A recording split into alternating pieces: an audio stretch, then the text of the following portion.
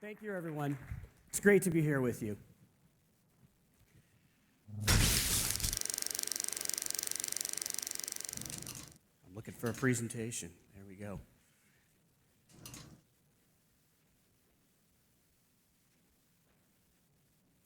Okay, so it's great to be here with you to share our Without Borders story.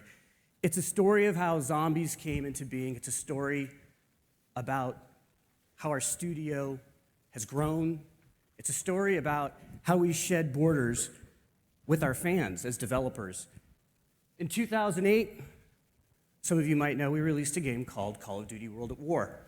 And it contained then a completely unknown unlock Easter egg, Zombies mode. And of course, that's now a signature component of our brand of Call of Duty. But at the time, nobody knew about it. And it came at this really interesting time when you had all these other great zombies forms from other mediums entering, and zombies was kind of experiencing a kind of renaissance. So I think it also landed in an interesting time for Treyarch, because that was a time when we were kind of grown as a studio inside the franchise. And my hope is that as I share with you some of the stories about how it came into being, it can help you shed or help you find your own world without borders. So I like to joke that zombies was just all heart. And it was probably also no brains, because it's probably a setup for how not to manage a project, certainly how not to manage a major franchise. And when you really think about it, Call of Duty zombies shouldn't exist. Let me provide some context. 2008 was weighted with high expectations, right? It's coming off the critically acclaimed Call of Duty 4 Modern Warfare from Infinity Ward. And at the time, that game was by far and away the biggest game in our franchise that we had ever seen. So while the move to the modern era was absolutely heralded, it would be Treyarch's turn the following year, and we were set to make a game again inside of World War II. And that made some on the development team creatively very restless. Now, up until this point, as some of you may remember, Treyarch was best known not for its work on Call of Duty, of course, but on our work in the Spider-Man franchise. But in fact, Call of Duty World at War would be Treyarch's third World War II Call of Duty game, with many of us having even worked on more than that. It was also a really turbulent time in the studio's history as we were evolving and changing. Our identity and cultures were clashing and blending on incredibly short and demanding Call of Duty development cycles. World at War, however, would be our first shot at a 2-year development cycle in the franchise. And up until this point, I think it's safe to say that we were still struggling to find our voice and establish our identity inside the franchise. Despite the experience on the team, I think it's fair to say that we still lacked enough confidence. All right. So we wanted World at War to be a turning point for our studio. We wanted to establish our house style and our rightful place in the franchise with this game. To start with, we were determined to make a very different kind of Call of Duty and World War II game. We wanted to lean into the darkness and the brutality of war with rich story and characters that were angry and filled with vengeance, and what would become the grittiest game, what we felt would be the grittiest World War II game in the franchise. Now, if I were to frame up the overall development, World at War was really difficult by any standard. It had a lot of new technology that we were dealing with for the first time, a lot of new design challenges. And without going into all the gory details, in the second year of our development, the team was definitely stressed, behind schedule, and crunching hard. I know this is a story none of you are familiar with out here in the audience. So you can imagine my surprise when I learned that a small team, under these circumstances, started taking the co-op work that we were making for the game and started prototyping new modes for the game. And you can imagine my surprise again when I found out a little bit later that this team that had been noodling around started prototyping a Nazi zombies mode, completely at a grassroots level, and then finding out that, like, people from other departments hearing about it started pitching in. Totally a grassroots level. So let's review. We got a tough development.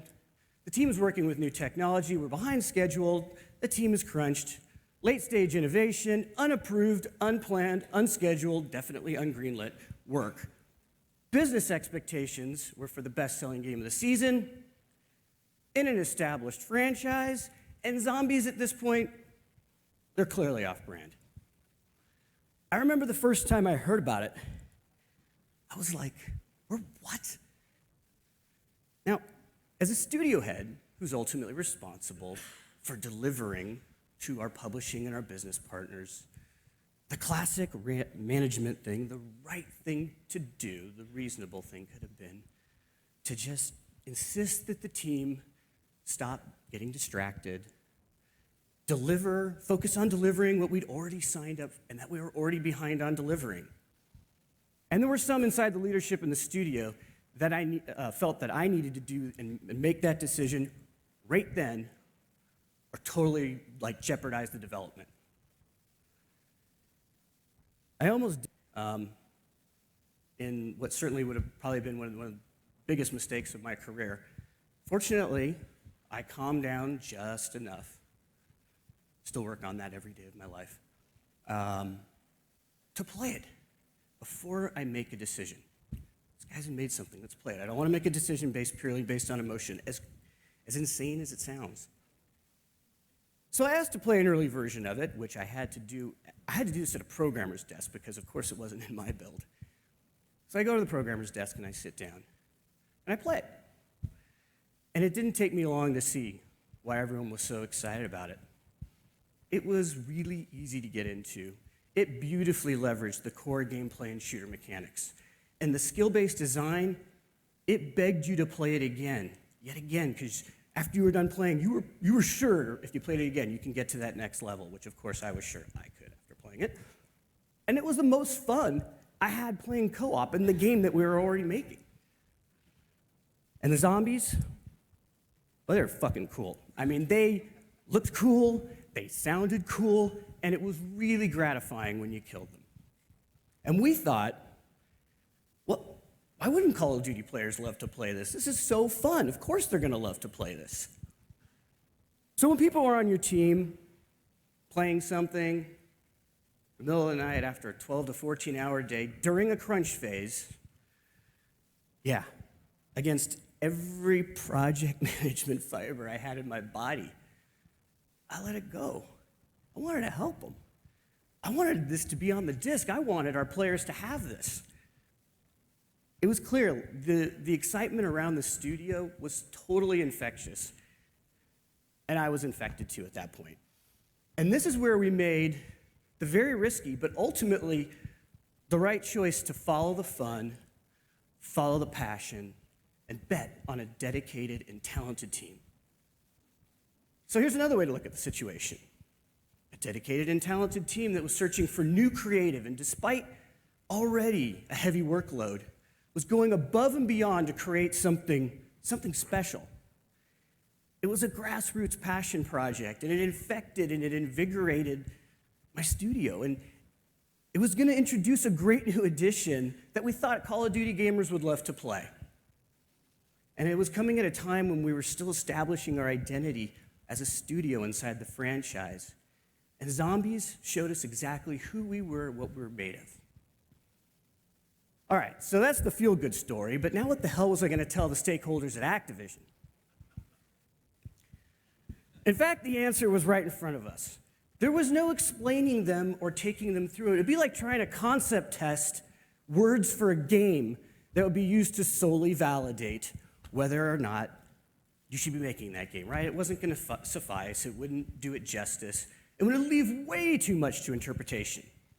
They were going to have to experience it and become infected themselves.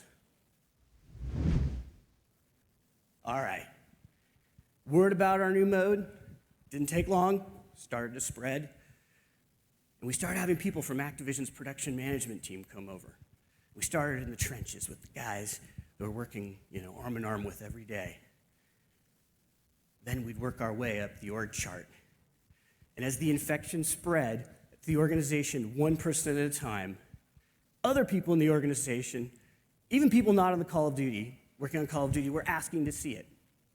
And it wasn't because they were like, at Activision, we're going to shut this down. They were like, hey, we heard this, got this really cool game mode. We want to check it out. They were legitimately curious.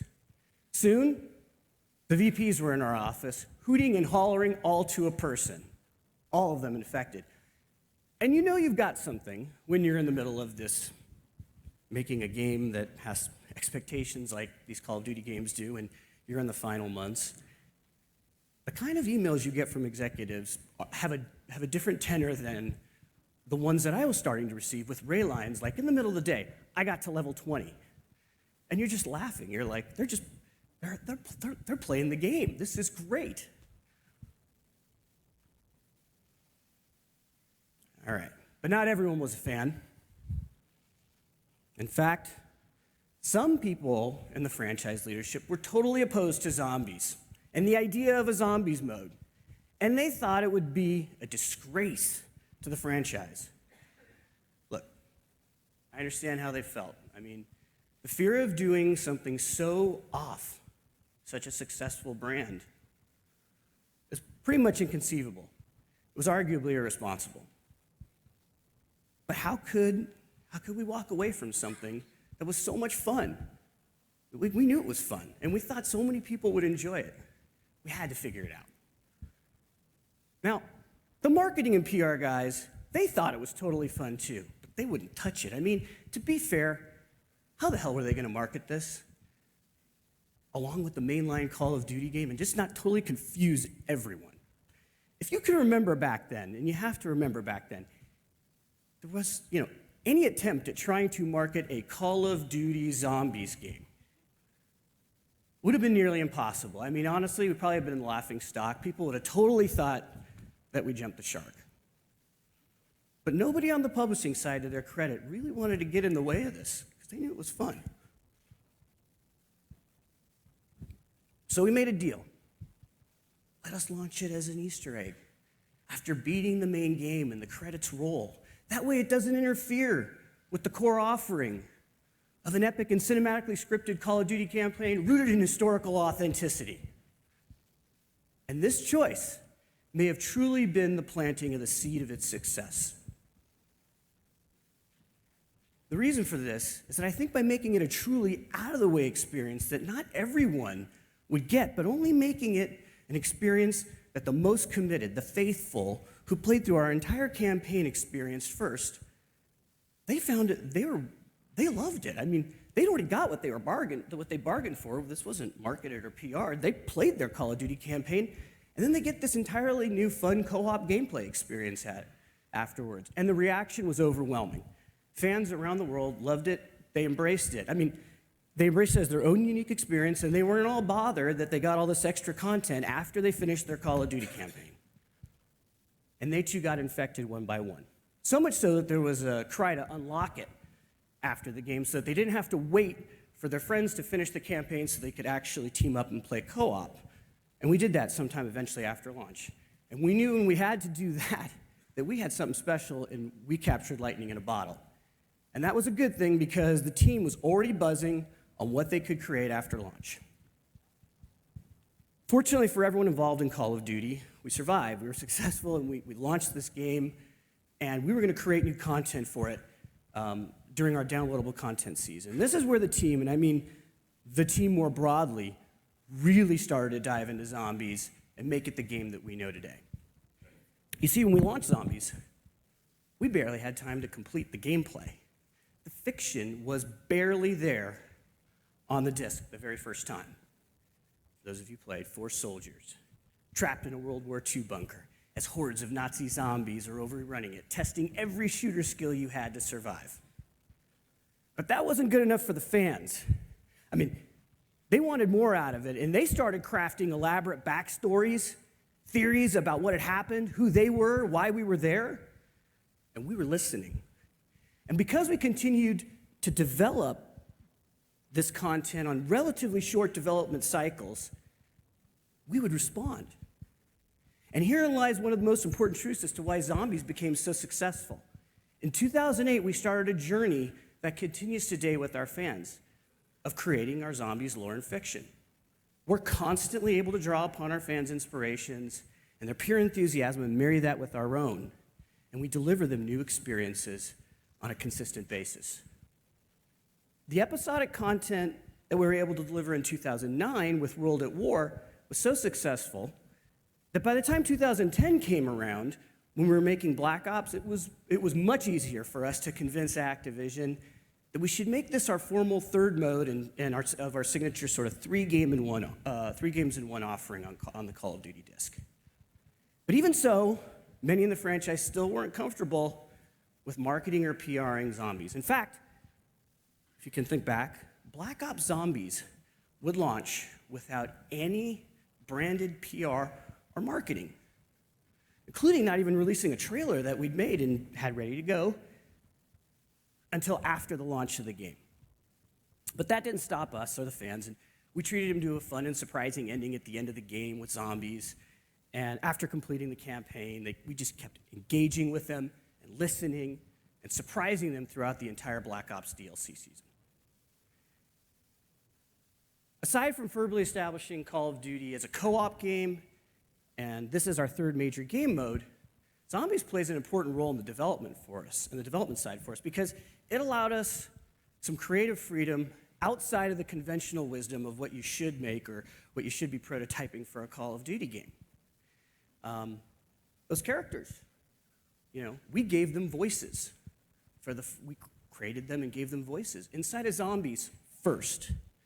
Then we brought it into Black Ops, and we gave Mason a voice in first person to be able to tell our narrative and our story. For Call of the Dead, we cast AAA recognizable Hollywood talent and didn't just use their voices. We took their likeness and their performance capture and put that all together.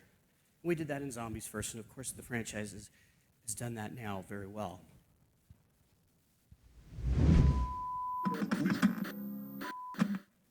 All right, let's get back to business here. So while there wasn't an initial desire to market or PR Zombies out of the gate, fan interest skyrocketed because of a confluence of situations. In a twist of irony, not marketing or PRing Zombies and letting the fans find it themselves turned out to be a blessing in disguise. And ultimately, it helped set the tone for how this mode would evolve. Because from a setting, a narrative, and a character perspective, fans got to find and make it their own. It initiated a kind of conversation with our fans and amongst our fans that we couldn't have planned had we tried. At the time, the phenomena that we all now know as social media, had literally just begun to explode. And Zombies provided Treyarch with that kind of social currency that would thrive in that environment. The Zombies development and episodic delivery of new experiences we created through DLC reflected that sort of participatory fan culture that I think TV shows at the time, like J.J. Abrams, lost. And people in our own industry with marketing campaigns like I Love Bees, they'd started to communicate with fans around the world and strike new means of communicating with them. But Zombies was somewhat unique in the world of these big budget games like Call of Duty, in that there was a meaningful interplay with our fans prior to launching content, in this case our episodic DLC content. It was no longer a binary process for us where we were going to make this game and ship it, and players, they were going to buy it, and they're going to play it, and that was the end of the story. I think if PR marketing is about giving people the answers we want for them, Zombies in our development process just became about asking them all the right questions. So Call of Duty World at War downloadable content that continued to come turned this unlock into episodic content sprinkled with all kinds of intricately developed Easter eggs. And I'm talking true labors of love by the people who make this and true labors of love by the fans in the community who decipher all of it. And we would leave clues and even compose exclusive music tracks for them as rewards. We'd ask them more questions. We just carry on a conversation with this very passionate and engaged community. And they would go off and they would craft extensive blog posts, put up amazing websites, forum threads, epic forum threads about what was going on or what they thought we were telling them about.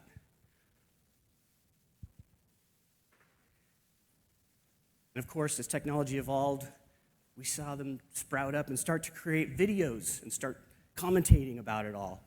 And they'd create live streams, and they'd try to figure out our puzzles or show off their gameplay prowess. And what they found in our game gave rise to an entire subculture about our zombies lore, giving the mode, I think, the mystique that it carries today. One great example, though, of how zombies did infect our mainstream marketing and PR was how we chose to introduce the world of Black Ops to our fans and converse with them.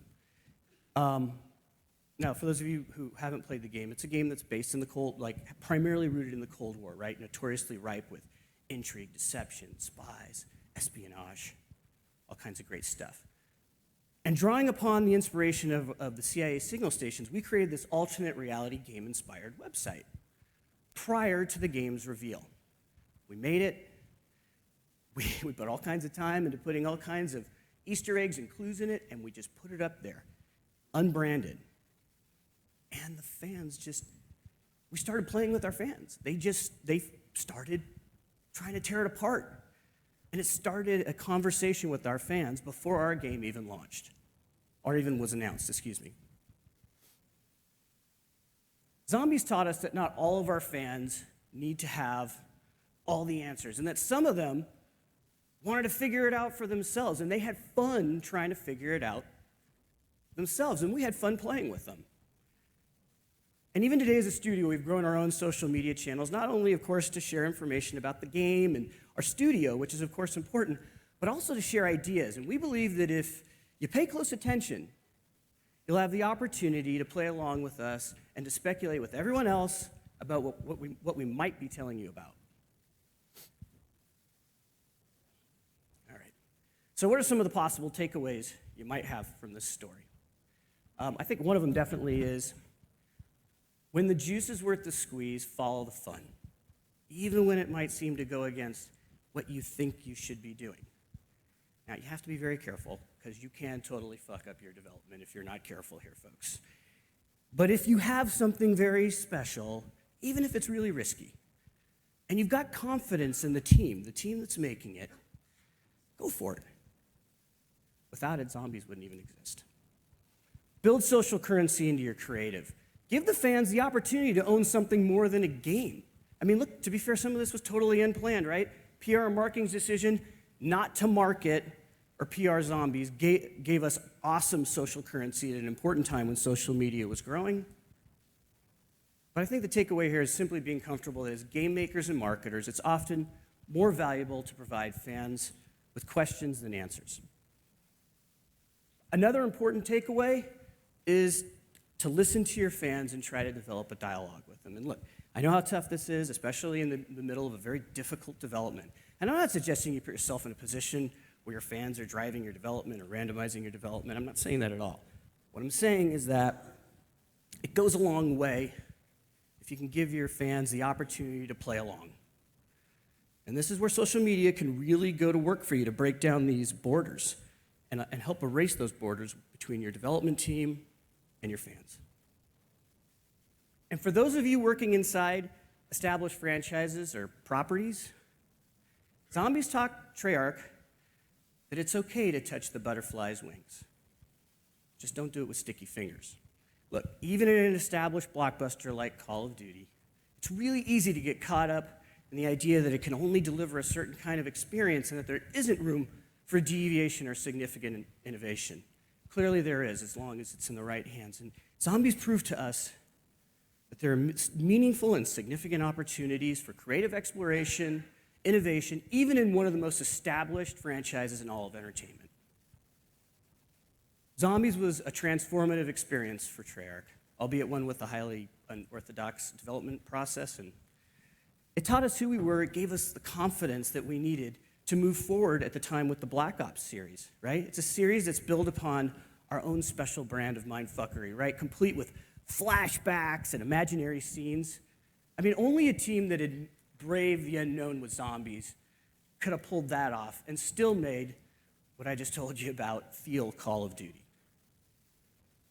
And this story, I don't think it would be complete if it weren't for the fact that zombies launched us into a world without borders with our fans. Absolutely.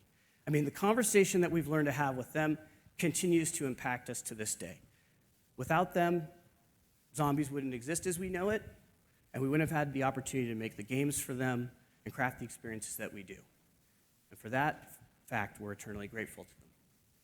So to our fans around the world, we look forward to carrying on that conversation with you in the future. That is, if we haven't started already. Thank you.